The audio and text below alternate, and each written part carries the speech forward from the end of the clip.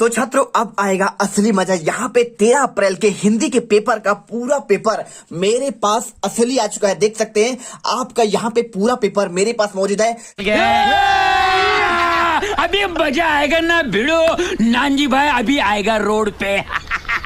Set ए आपका यहां पर है और इसके बाद आपको हम दिखाएंगे आपका सेट बी और सेट बी के साथ इसके बाद हम आपको यहां पर सेट सी और सेट सी के बाद आपका यहां पे सेट आपका डी और डी के बाद आपका यहां पे ई और ई के बाद आपका यहां पर पेपर आपका इसके बाद एफ टोटल आपके पूरे पेपर एकदम पूरा गर्दा मचा देंगे आज के इस वीडियो में। देख सकते हैं मेरे पास पूरे आपके पेपर है और आपको बता दूं तो यहां पर जो छात्र यहां पर सेट सी का आंसर नहीं देखे हैं तो एक बार आप क्या करेंगे, यहां पर आप पुराने वीडियो जाकर चेक करिए, टेलीग्राम ज्वाइन कीजिए, वहां पर पूरा आपका पार्ट बाय पार्ट पूरा आंसर आपका दिया गया है। इसका एक पार्ट में आपका कंप्लीट सोल्यूशन दूंगा आपको 23 क्वेश्चन का और इसका पूरे एक एक क्वेश्चन रट लेना और इसके बाद आपको यहां पे देखिए आपके 23 क्वेश्चन कंप्लीट होने के बाद अब यहां पे आज मैं बताने वाला हूं आपको। देखिए आपका सेट एक आंसर, क्योंकि बहुत सारे छात्र यहां पर लगातार कमेंट करते हैं कि सर आपका पहला सेट जो होता है वो होता है सेट ए और सेट ए हर स्कूलों में सबसे ज्यादा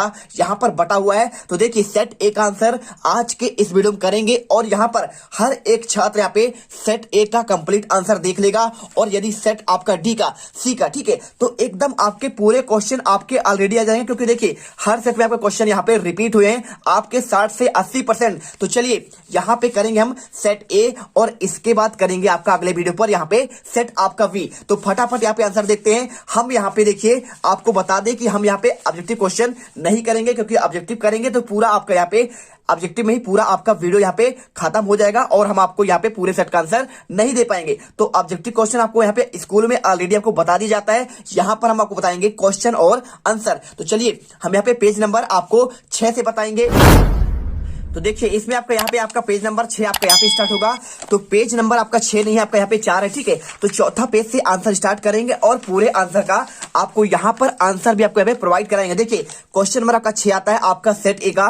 पहला क्वेश्चन आपका लिखा गया है द्विवेदी योगिन आपके 2 कवियां और उनकी आपको रचनाओं के आपको नाम लिखना है। 2 नंबर का क्वेश्चन है, रट लेना एक भी क्वेश्चन। यदि यहाँ पे बच्चा देखने वाला ये सोचा कि सर आपका हम अगले आपका सेट का यहाँ पे इंतजार करेंगे और ये आंसर आपको याद नहीं करेंगे, तो आपको बता दें 2 सेट में आपका पूरा पेपर यहां पर आपका पूरा आपका क्वेश्चन बैंक ही खत्म हो जा रहा है। तो आपको देर किस बात की, 2 सेट पर यार आपके पूरे क्वेश्चन आपके हर एक सेट में आने वाले हैं। पहले इन्हें आप पूरा करिए, इसके बाद आगे वाले सेट हम देखेंगे। देखिए द्विवेदी योगिन आपके 2 कवियां और उनकी रचनाएं। तो देखिए आंसर आपको हम देते हैं, बिल्कुल आपका यहाँ पे हर क्वेश्चन का आंसर आपको हम लिखित देंगे, टेंशन नहीं लेना है। हर एक क्वेश्चन का आंसर आपको यहाँ पे पूरा आपका टोटल आपके 24 तक के आंसर 23 तक के आंसर रखे हुए हैं। तो देखिए पहला क्वेश्चन द्विवेदी योगिन 2 कवियों के नाम और उनकी रचनाएं। तो देखो पहला यहाँ पर लिखा है द्विवेदी की आपके 2 कवि और उनकी रचनाएं। पहला महावीर प्रसाद द्विवेदी, ये पहले कवि हैं। दूसरा आपका मैथिली शरण गुप्त हो जाएगा। तीसरा आपको रामनरेश त्रिपाठी, इनकी रचनाएं याद करना है। तो काव्य मंजूषा सुमन और मैथिली शरण गुप्त का यहाँ पे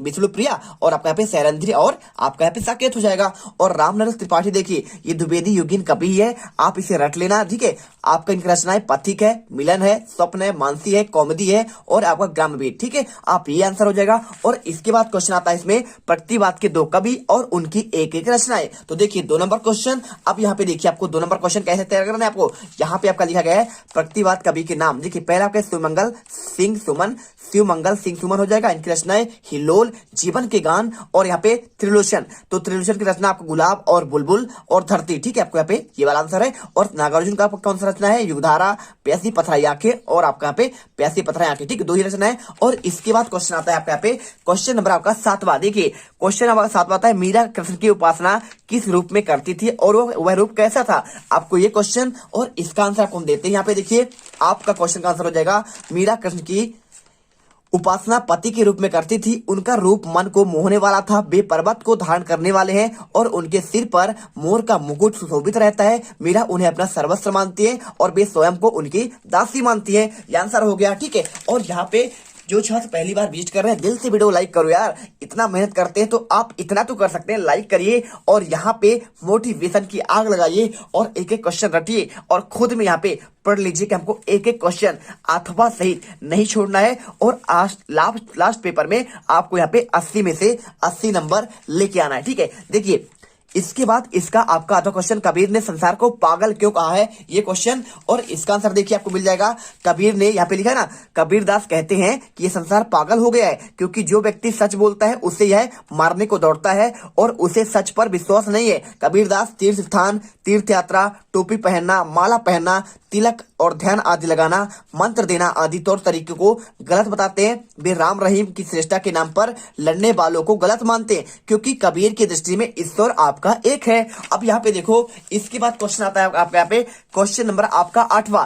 तो क्वेश्चन आपका 8वां आता है यहाँ पे, रेखा चित्र से आप क्या समझते हैं और आपको यहाँ पे बताना है भाई साहब रेखा चित्र क्या होता है। तो रेखा चित्र देखिए आपको यहाँ पे आंसर मिल जाएगा आपको 8वां का, रेखा चित्र, इसे अंग्रेजी भाषा में स्केच कहते हैं। जिस प्रकार कोई चित्रकार अपनी तुलका से चित्र बनाता है उसी प्रकार रेखा चित्र अपने शब्दों के रंगों के द्वारा ऐसे चित्र उपस्थित करता है और जिससे वर्णन योग्य वस्तु की आकृति का चित्र हमारी आंखों के सामने घूमने लगता है। ठीक है, ये आंसर हो जाएगा। और इसके बाद आपका यहाँ पे देखिए क्वेश्चन नंबर आपका आता है अगला, मियां नसीरुद्दीन को नानबाइयों का मसीहा क्यों कहा जाता है। ये क्वेश्चन रट लेना, हर एक सेट में आपके क्वेश्चन ये सभी आने वाले हैं। तो देखिए इसका आंसर, मियां नसीरुद्दीन की नानबाइयों का मसीहा इसलिए कहा गया है क्योंकि वे मसीहाई अंदाज में रोटी पकाने की कला का बखान करते थे। वे स्वयं भी 56 तरह की रोटियां बनाने के लिए प्रसिद्ध थे और वे रोटी बनाने की कला को मानते थे तथा स्वयं को उस्ताद कहते हैं। उनका बातचीत करने का ढंग भी महान कलाकारों जैसा था और अन्य नानबाइयों को तो सिर्फ रोटी पकाते थे और वे नया कुछ नहीं करते थे। ठीक है, ये आंसर आपको याद करना है। और इसके बाद आपका आता है क्वेश्चन नंबर आपका 9वां। ठीक है, चलिए क्वेश्चन नंबर आपका 9वां देखते हैं। यहाँ पे, बिरादरी का यही सहारा होता है, यह कथन किसने और किससे कहा। आपका 2 नंबर क्वेश्चन, तो बहुत ही ध्यान से यहाँ पे आंसर देखिए। यह कथन मोहन के पिता बंसीधर ने बिरादरी के संपन्न युवक रमेश से कहा था। और इसके बाद इसके अगला क्वेश्चन आता है, नौकरी में ओहदे की ओर ध्यान मत देना, यहाँ तो पीर की मजार है। यह कथन किसने कहा था।